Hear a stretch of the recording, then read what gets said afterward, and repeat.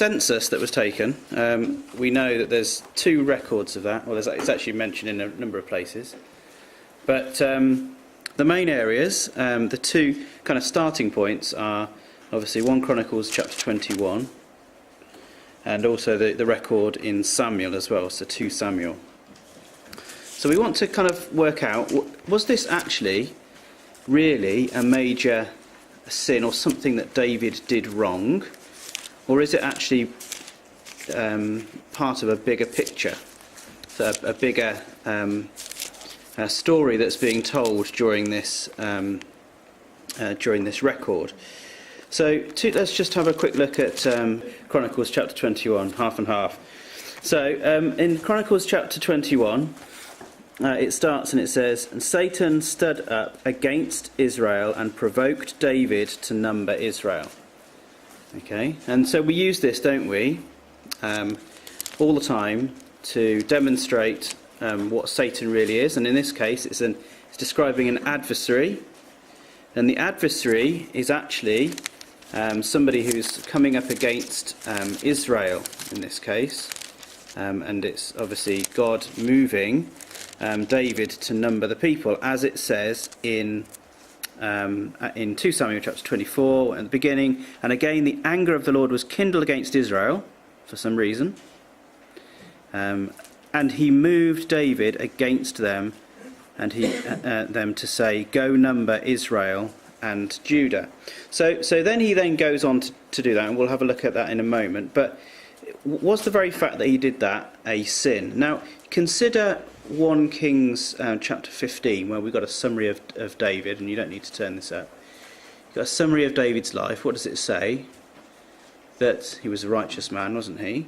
And he says he sinned only in the matter of Uriah the Hittite. It doesn't actually mention this incident in that. But then it also doesn't mention a lot of other incidents that he would have, done in his life. There would have been lots of things that he did wrong in his life. But it mentions explicitly, doesn't it, the matter of Uriah the Hittite. And it doesn't mention what you'd think was a major sin, which is actually numbering Israel. And actually, God was angry with Israel. That's what was happening here. And it was God that moved David against them. So it was God who was taking this action in order to do something against Israel. And the thing that happened to Israel, there was the pestilence that was chosen by David. Actually, there's a number of things that could have happened, but the pestilence was chosen because he wanted it to come from God. And then obviously that was experienced by Israel, a massive problem experienced by a lot of people as a result of the thing that David did. So let's have a look then at the evidence that it was something wrong that he did.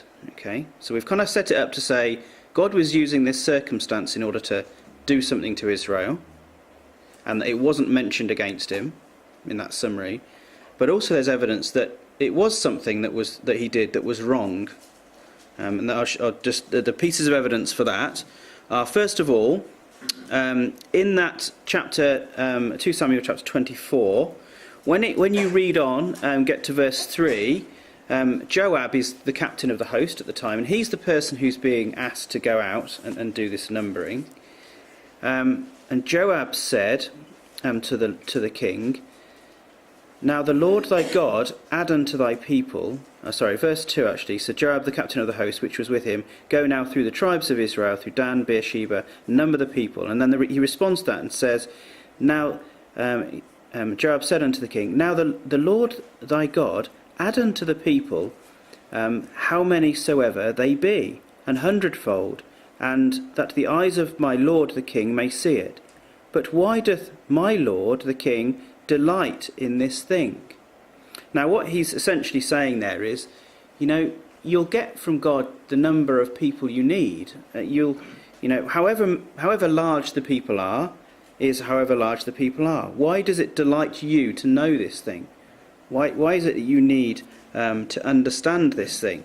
So maybe the track that's being led here by the things that Joab are saying is more aligned to not trusting in in man, not trusting in the number of people in the army. Now Joab was the captain of the host, and he was the person who was being asked to go and number the people. There's evidence in 1 Corinthians 21 that those that were under 20 years old were not counted, and David says why, and that's because God will create a large number, a great multitude.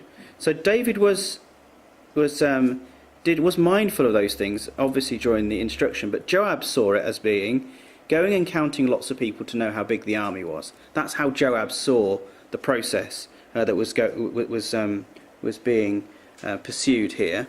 And in 2 Kings 6, we see how this is not necessarily a good thing to do, trusting in the number of people that are in your army.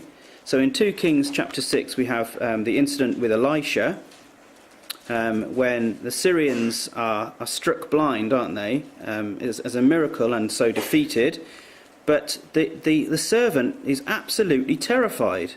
And why is he terrified? Because the city's compassed with horses and chariots, verse 15. This is 2 Kings 6, verse 15. There's chariots and there's horses. And the servant said, "Alas, my master, how shall we do?" And he said, "Fear not, for they that be with us are more than them that be with them." And Elisha prayed and said, "Lord, I pray thee, open his eyes that he may see." And the Lord opened the eyes of the young man, and he saw, and behold, the mountain was full of horses, chariots of fire round about Elisha. There's also a psalm as well. I won't go into this, but if you want to note this down, Psalm 20, the whole of Psalm 20 seems to indicate David learning a lesson about not trusting in horses and chariots, etc. So that's how I read it as well. So again, open for discussion about this. But it seems that psalm may relate to this incident, if that is really what's happening within 2 Samuel chapter 24.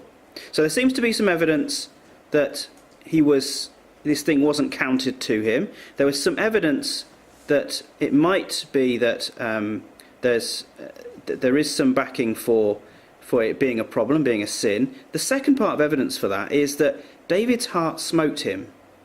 Okay, verse 10, David's heart smote, this is back in 2 Samuel 24, David's heart smote him, and he said that he had numbered the people, and said unto the Lord, I have sinned greatly in that I have done, and now I beseech thee, O Lord, take away the iniquity of my servant, for I have done very foolishly.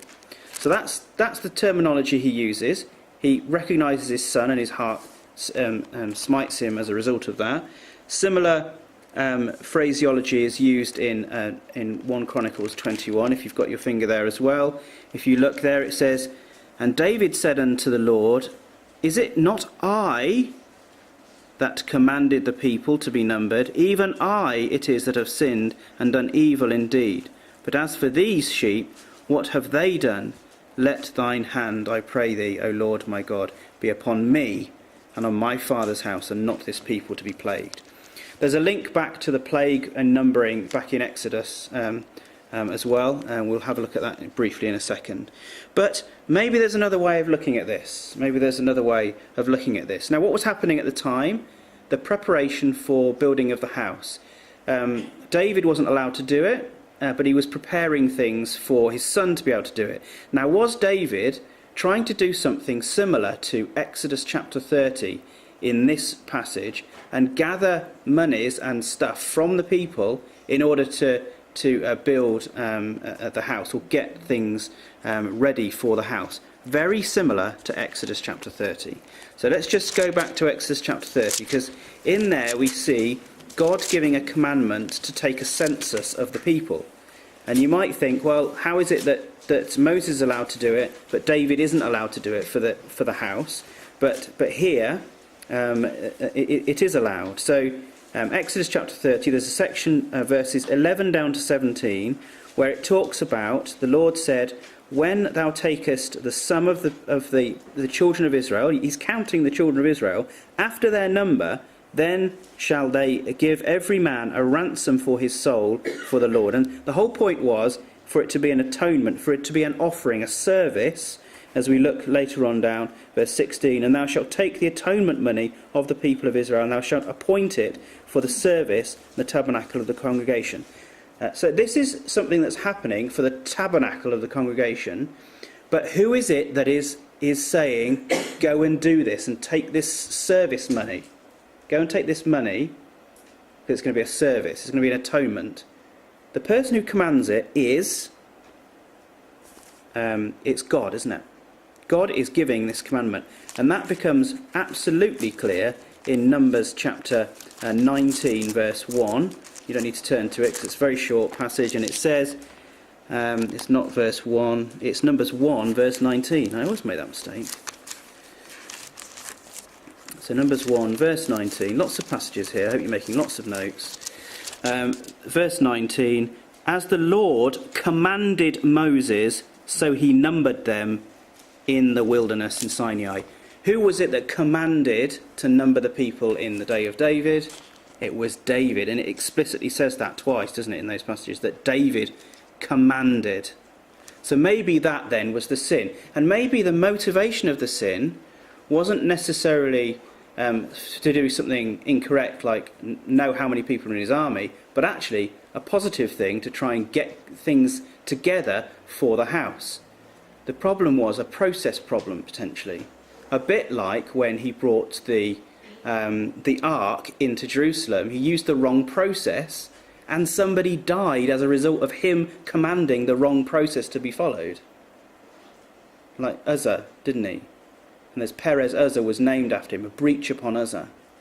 So maybe similarly, David had good motivations here for bringing in money in order to use it for building the temple, but actually the process was incorrect. It was him who commanded while they weren't waiting for God to command.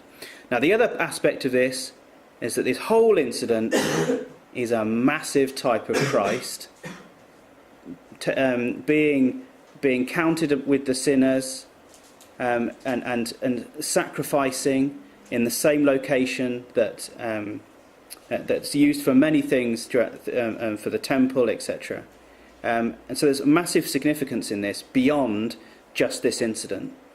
The fact that there's a plague upon Israel that then he takes upon himself this sin, and then he then asks and puts that on and sacrifices, doesn't he?